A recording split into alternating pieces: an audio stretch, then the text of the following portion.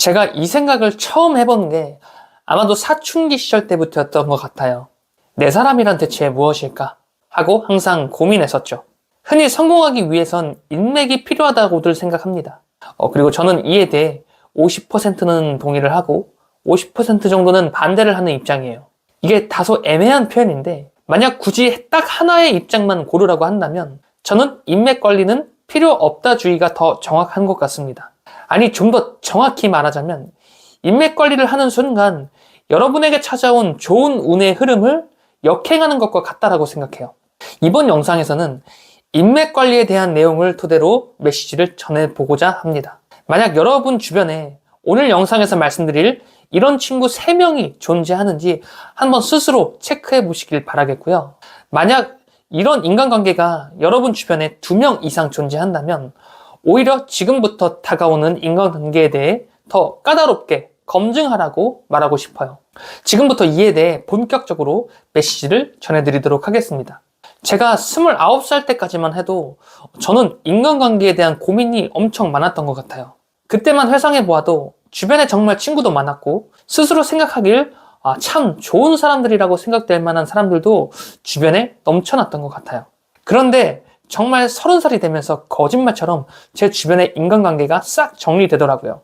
그리고 31살 무렵엔 인간관계에 대한 큰 현타를 느끼며 다소 회의적인 모습으로 인간관계를 그렇게 바라보기 시작했죠. 그리고 오히려 이 시기부터 운이란 건 대체 무엇일까 하는 생각에 깊이 몰입하기 시작했어요. 이 세상에 대한 진리를 더 추구하기 시작한 겁니다.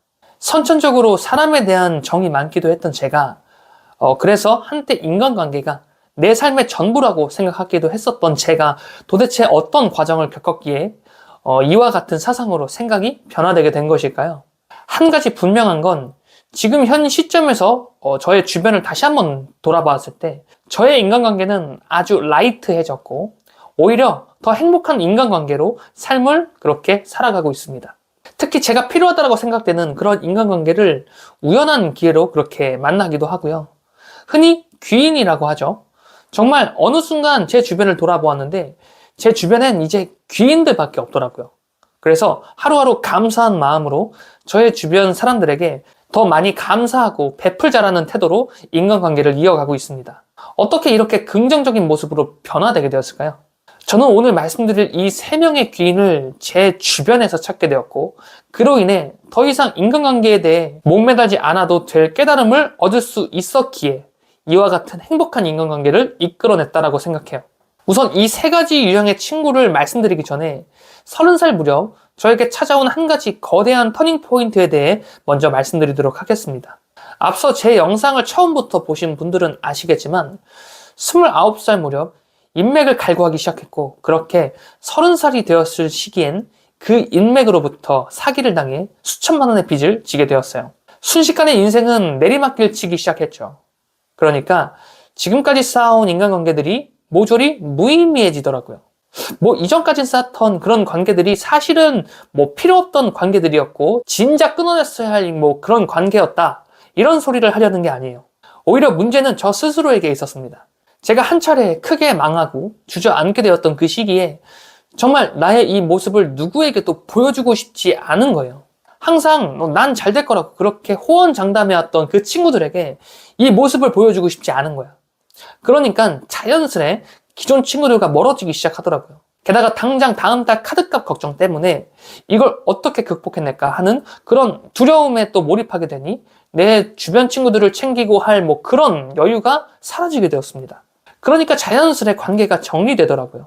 만약 여러분이 이 타이밍이라면 한 차례 주변을 한번 둘러보셔야 합니다. 만약 내가 이렇게 주저앉는 이 상황에서도 편히 여러분의 상황을 이야기할 수 있고 편히 연락을 할 수 있을 만한 친구가 존재한다면 절대 여러분은 그 친구를 놓쳐선 안 돼요. 그 친구가 여러분에게 평생의 귀인 버실 확률이 아주 높습니다. 그게 첫 번째 유형의 친구이고요. 두 번째는 함께 발전을 도모할 수 있는 관계예요. 저에게 책을 읽으라고 매달 책 3권을 손에 쥐어두던 친구가 있어요. 너는 충분한 경험을 했고 너의 실행력은 정말 박수칠 정도로 아주 훌륭해. 다만 지금까지 책을 읽지 않았어. 넌 여기서 책 읽기만 한다면 반드시 성공할 수 있을 거야. 라면서 저에게 책을 쥐어줬어요. 그 친구는 지금까지도 서로에게 조언과 충고를 주고받을 수 있을 만한 친구로서 좋은 관계를 이어나가고 있습니다. 만약 여러분에게도 여러분의 발전을 응원할 수 있고 서로 조언과 충고를 거리낌 없이 전할 수 있는 사이라면 절대 그 친구를 놓치지 말길 바라겠습니다. 마지막 세 번째, 저에겐 삶의 목표 자체가 되는 관계가 있어요. 게다가 매 순간 함께 삶을 논의하고 함께 무엇을 이루어 나갈지 생각을 교류하는 존재가 있습니다. 바로 제 와이프예요. 여러분, 배우자는 어쩌면 남은 한평생을 함께할 소중한 귀인일 겁니다. 그래서 전 결혼은 아주 신중하게 해야 된다고 생각해요. 그리고 저에겐 이 배우자감으로 좋을 만한 몇 가지 이상향이 존재하기도 하죠. 자, 그를 한번 공유해드리자면, 첫 번째, 경제관념이 상대와 맞아야 돼요. 누구는 저축하고자 하는데 누구는 지금 당장의 경험이 더 중요하다라며 외치는 사람이라면 이 둘은 서로 맞지 않은 경제관념 때문에 지속적인 트러블이 발생하게 될 거예요. 게다가 결혼은 현실이기에 경제관념이 맞는지 여부를 체크하는 건 아주 중요한 요소일 겁니다. 뭐 연봉이 더 높고 이런 차원이 아니에요. 경제관념에 대한 이야기를 서로 나눌 수 있어야 한다는 거고요. 두 번째는 서로의 사상을 공유할 수 있는 사이여야 돼요. 그것이 종교라면 같은 종교관을 나눌 수 있어야 하고 삶의 가치관을 서로 나누며 교류할 수 있어야 합니다. 우리가 5차원에 대한 이해를 서로 지금 나누고 있는 것처럼 말이죠. 그리고 세 번째, 문제를 직면했을 때의 대처법이 나아감을 택하는 사람이었어야만 했어요. 이는 제 개인적인 견해일 수도 있겠지만 인생의 모든 순간은 문제와 나아감으로 연결되어 있는 것 같습니다. 그런데 문제를 풀어나가는 그 가치관이 서로 맞지 않는다면 앞으로 지속적으로 다가올 그 거대한 문제들에 계속해서 좌절할 수밖에 없을 거예요. 게다가 부부는 일심동체이기에 한 명이라도 문제에 굴복하여 주저앉는다면 다른 한쪽 역시 주저앉게 될 수밖에 없을 겁니다. 그래서 이 세 가지가 맞아야 한다라고 생각했거든요. 그런데 이에 대한 걸 나눌 수 있는 배우자를 만나 지금은 2세 또보기를 출산하여 행복한 가정의 모습을 더욱 키워나가고 있습니다. 정리해보면 첫 번째, 내 상황을 불문하고 편히 연락할 수 있는 친구. 두 번째, 서로 발전을 도모할 수 있는 친구.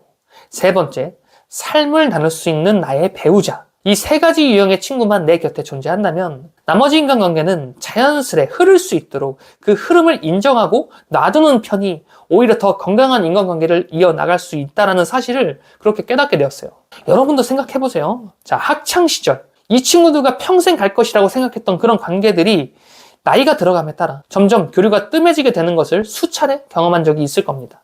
게다가 20대 초반의 시기, 20대 후반의 시기, 30대, 40대, 50대 모두 다 다를 거예요. 함께 시간을 나누고 관계를 맺는 인간관계의 유형이 모두 그 시기에 따라 다를 것이라는 겁니다. 저는 이와 같은 것을 운의 알고리즘을 연구하면서 깨닫게 되었어요.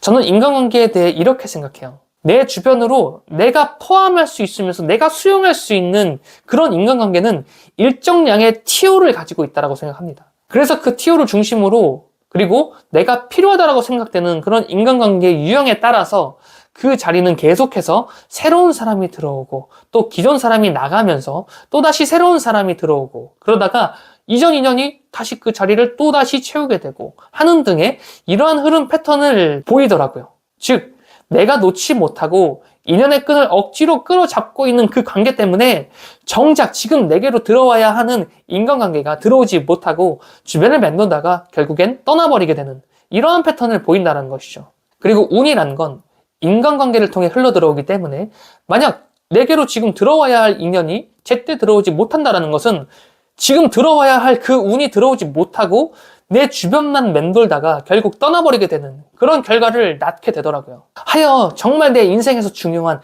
인간관계 3개의 유형을 제외한 나머지 인간관계는 일정량의 TO가 존재한다는 것을 인정한 뒤 지금 내게 온 인간관계에 최선을 다하는 것. 그래서 그 인간관계가 어느 날 갑자기 날 떠나간다라고 하더라도 쿨하게 그 사람의 안녕을 빌어줄 수 있는 여유를 갖는 것.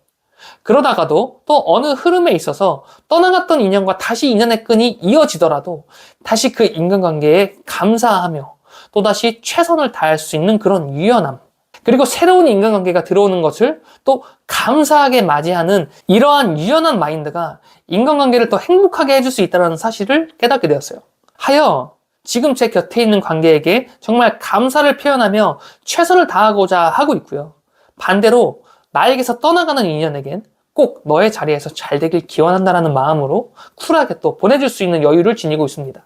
하여 저의 이 인간관계 이론으로 인해 모든 사람과 다 친하게 지내려고 한다는 사실 자체가 사실 얼마나 말이 안 되는 생각인지 뼈저리게 잘 알고 있어요. 왜냐면 과거의 저의 모습이 모든 사람에게 다 친절하고자 했으니 말이죠. 그리고 그때 저의 인간관계가 가장 내 인생에서 힘들었음을 잘 알고 있습니다. 잘 살펴보세요. 모든 사람과 다 잘 지내려고 하는 사람들은 실은 진짜 어느 누구와도 진정 어린 마음을 나누지 못하고 있다는 사실을 증명하는 것일 거예요. 만약 모든 사람과 내 마음을 터놓고 지내고 있으면서 그렇게 좋은 관계를 유지하고 있다라고 그렇게 주장하는 사람이라면 저는 개인적으로 박수 쳐드리고 싶습니다. 저는 그게 불가능하다라고 생각할 만큼 정말 어려운 일을 지금 해내실 수 있음에 저는 그저 존경스럽고 박수치고 싶고요. 그런데 만약 그게 아니라면, 그래서 실상은 나만 모르고 있는 거라면, 난 내 마음을 다 주고 있다라고 생각하고 있지만 실은 주변 사람 누구도 자신의 베스트 프렌드 목록에 나를 포함하고 있지 않다라는 사실을 나만 모르고 있다면, 뭐 이러한 관계가 좋고 나쁘고의 이러한 판단은 여러분의 판단에 더 맡기도록 하겠습니다. 여러분, 흔히 자기계발서에서 보면 모든 사람에게 다 사랑받을 수 없다라고 그렇게 주장해요. 그 이유는 인간의 생각이 전부 다 다르기 때문일 거예요. 우리 모두는 무한한 가능성을 지닌 각각의 오차원적 존재들이기 때문에 그렇습니다. 오히려 타인의 무한한 가능성을 인정하는 태도는 나와 다를 수 있음을 인정하고 나와 의견이 다를 수 있어 때로는 나와 잘 지낼 수 없음을 또 인정하는 그러한 마인드가 이런 타인의 무한한 가능성을 인정하는 태도일 거예요. 그렇게 모든 오차원적 존재들과 다 지낼 수 없다는 것을 받아들이실 수 있길 바라겠습니다. 오히려 대부분의 오차원적 존재들과 잘 지낼 수 있을 확률을 높이는 일이 지금 나의 인간관계의 흐름을 더 좋은 흐름으로 이끌어갈 수 있는 최선이 될 거예요. 그리고 그 확률을 높이는 일이란 건 오직 나의 실력을 키우는 것밖엔 답이 없을 겁니다. 그래서 내 실력을 키워서 나의 그 실력으로 인해서 더 많은 사람들을 내가 도울 수 있다면 더 많은 사람들의 호의를 이끌어낼 수 있는 확률을 또 높일 수 있을 거예요. 그리고 그때 여러분이 그토록 바라는 그 성공의 순간도 여러분에게로 더 강하게 이끌리게 될 것입니다. 이 인간관계의 본질을 이해하시며 여러분의 성공을 더 구체적으로 끌어당길 수 있길 바라겠습니다. 여러분은 반드시 성공합니다. 지금까지 5차원 레온이었습니다. 영상 시청해주셔서 감사합니다.